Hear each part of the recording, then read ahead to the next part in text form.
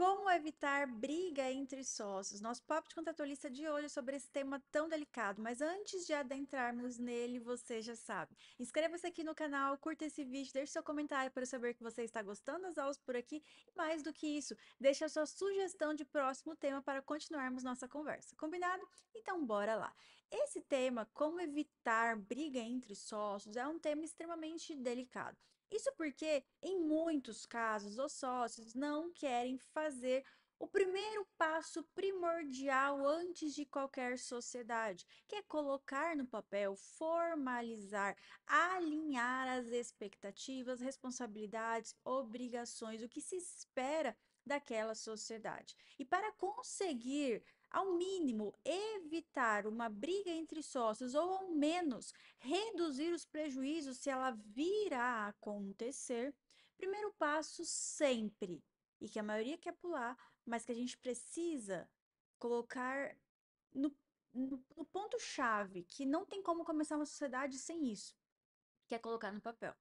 E aí vejam só, o que é colocar no papel esse alinhamento de expectativas, responsabilidades e obrigações? Nós podemos ter diversos instrumentos aqui atrelados a essa sociedade e antes mesmo da sua constituição. Então, olhem que interessante. Quando nós temos uma negociação entre partes que pretendem ser sócias, mas ainda não constituíram a sociedade, mas elas precisam deixar claras delimitadas algumas questões antes dessa Constituição, e elas estão nesse momento só em fase de negociação, discussão, tratativas. Nós podemos aqui formalizar um memorando de entendimentos. E esse memorando ele pode ser vinculativo ou não, a depender da estratégia, da necessidade das partes naquele momento. O advogado que estiver assessorando vai acompanhar e entender isso.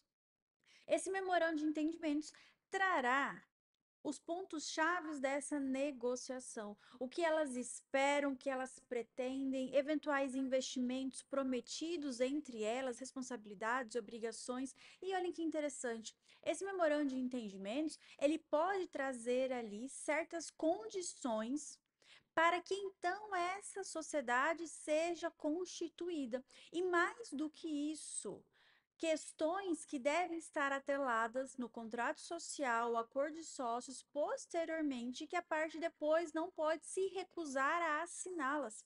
E isso pode ser muito interessante, especialmente quando um dos sócios precisa garantir que o outro irá ter certas condições e obrigações impostas para que só então aquela sociedade seja constituída. Sabe qual pode ser um grande problema? Quando as partes vão direto para a constituição da sociedade, nem sempre é vantajoso você trazer questões estratégicas e particulares de obrigações, responsabilidades, de visão de responsabilidades da sociedade, porque elas são mais estratégicas. Justamente por isso, elas podem ser confidenciais. Não é interessante que você leve a um contrato social para que seja registrado na junta comercial e para que qualquer pessoa tenha acesso a isso. E aí você precisa então de um acordo de sócios. E até você chegar nesse caminho, leva-se um tempo. E para que você consiga garantir que aquele sócio, no momento que ele assinar o contrato social e posteriormente o acordo de sócios, ele não se recuse por conta de condições necessárias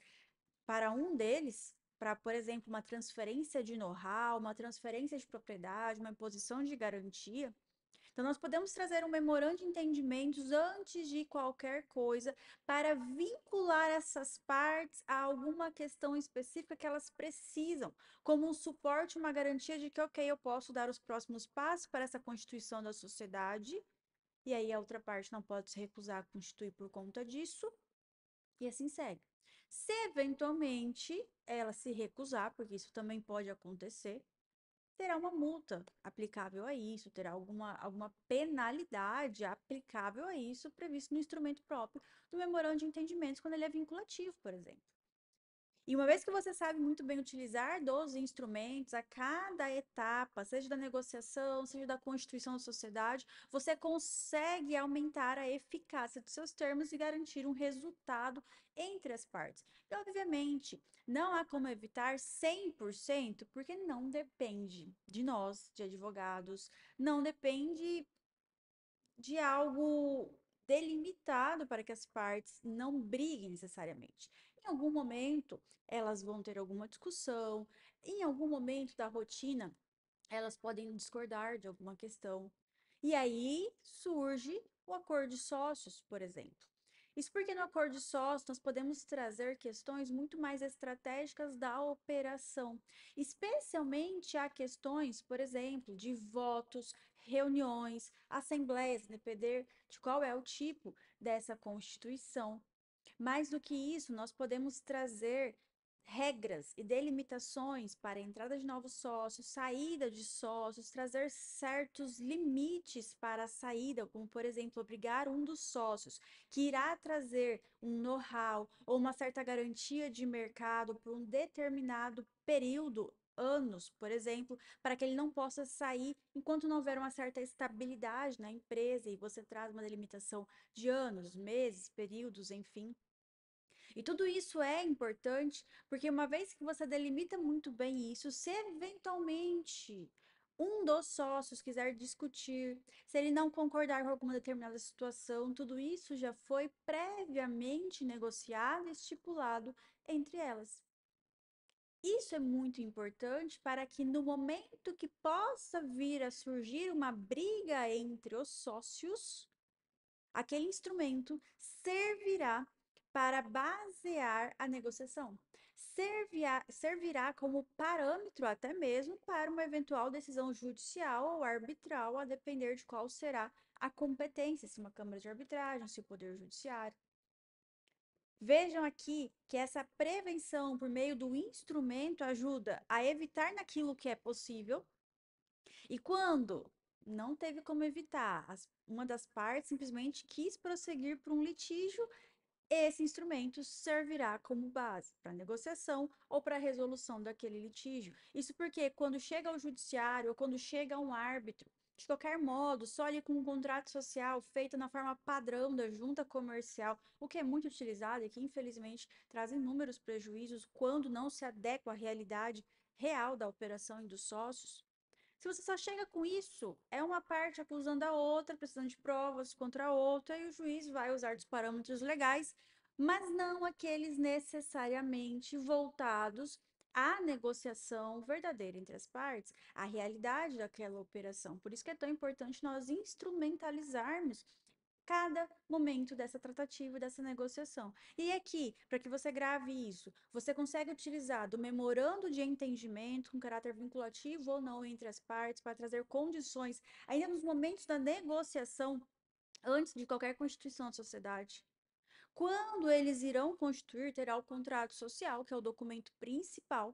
Não tem como você constituir uma sociedade sem um contrato social, se não tiver. Aqui você terá uma informalidade.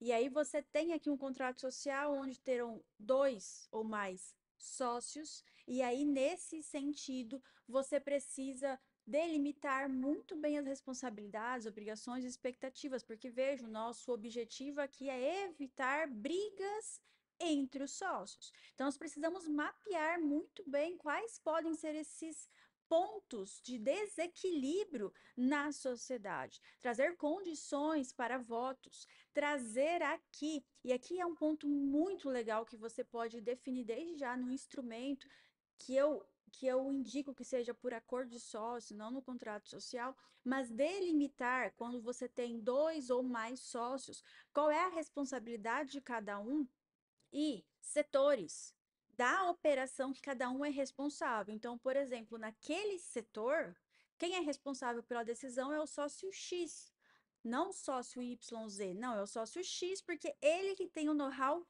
para isso. Se um dos sócios quiser aqui discutir alguma questão que é do setor alheio, que é do setor de outro sócio, como que isso vai acontecer? Então, a gente precisa já antecipar isso, porque vejam, pode ser um ponto de desequilíbrio. Mas quando nós definimos um sócio responsável por setor, em razão do seu know-how, se assim for possível, você ajuda a delimitar melhor as decisões setorizadas e as decisões estratégicas da empresa em razão do know-how daquele sócio estratégico.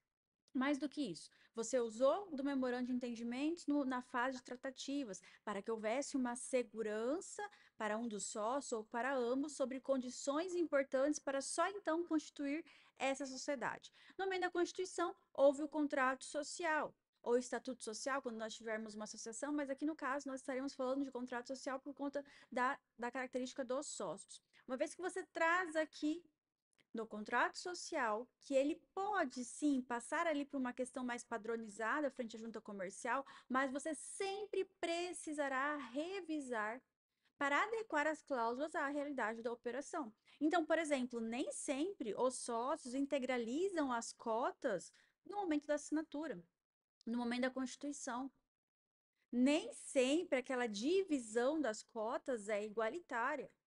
E aí, como que fica? Se você simplesmente copia e cola o padrão da junta comercial, você traz um grande problema. E você ainda abre a possibilidade de ter prejuízo. Então, por exemplo, se os sócios não integralizar as cotas no momento dessa constituição, mas consta lá no contrato social que sim, foram integralizadas, mas a verdade é que não foram.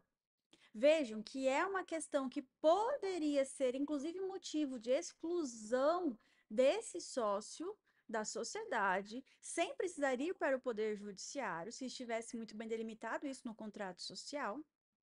Agora, vai precisar ir ao Poder Judiciário para demonstrar que aquilo que está no contrato social não foi a realidade fática do caso. Veja um grande problema de não adequar esse modelinho como se o modelo fosse resolver a vida, mas na verdade você nem entende o que está ali descrito. Então, nós precisamos entender o porquê da existência de cada cláusula e o que ela representa. A partir de tudo isso, mapeando os pontos críticos dessa sociedade, dessa operação, para antecipar cláusulas, mecanismos e a gestão dessa relação. Após o contrato social, nós teremos o acordo de sócios. E o acordo de sócios, ele vem regido pela lei das SAs. Então, vejam que aqui também o nosso contrato social precisará trazer cláusulas específicas para que esse acordo de sócios, numa limitada, tenha a aplicabilidade efetiva. Se você também não se atentar a isso, você também acaba trazendo um grande problema por um acordo que pode se tornar inefetivo perante o Poder Judiciário, perante uma Câmara de Arbitragem e entre as próprias partes. O acordo de sócio ele será utilizado após a constituição da sociedade, ele será formatado, redigido com a constituição da sociedade e ele trará regras mais estratégicas, mais aprofundadas dessa gestão e dessa relação em sociedade, precisando sempre compor os sócios individualmente que assinam esse acordo, a sociedade e eventuais terceiros que eventualmente possam ser obrigados a cumprir algum termo ou não daquele acordo de sócios. Vejam que aqui não é uma regra na qual você vai evitar 100%. Mas uma vez que você caminha por essa prevenção, por essa formalização de instrumentos estratégicos, e não é a mera formalização, vejam que aqui nós precisamos redigi-los de forma estratégica para só então ter um resultado eficaz nessa prevenção de litígio entre os sócios. Não é a mera formalização. Não adianta sair copiando e colando modelos de memorando de entendimento, de contrato social, de acordo de sócios, que não vai ter eficácia alguma. Você precisa entender a existência desses instrumentos, mapear os riscos e os pontos críticos da sociedade, dessa operação, para definir e delimitar responsabilidades, expectativas, obrigações dos sócios, regras de entrada, de saída de sócios, de investimentos, de divisão de cotas, de voto, de reunião, de assembleia e assim por diante, que são pontos ali muito importantes para a continuidade saudável da sociedade. E se for o caso, para uma saída com a indenização sobre as cotas investidas. Vejam que aqui também não poderá faltar uma cláusula, um tópico no acordo de sócios sobre esse assunto para a apuração dos haveres, o pagamento que já pode ser definido como parcelado desde já no acordo de sócio entre as partes, de acordo com o caixa disponível da empresa e assim por diante. Então vejam que aqui nós temos inúmeras possibilidades. A grande questão é entender o que os sócios realmente querem. Muitas vezes eles querem pular tudo isso, eles querem fazer de qualquer forma, vamos começar vendo o que vai dar, depois a gente formaliza. E isso é um grande problema, porque uma vez que já tem um litígio, uma vez que eles já estão em conflito, que eles já estão discordando, você conseguir formalizar isso com uma excelência se torna difícil, porque eles não vão entrar em acordo, eles já estão discutindo. E você precisa resolver de outros modos e talvez não mais com uma formalização tão importante desses instrumentos.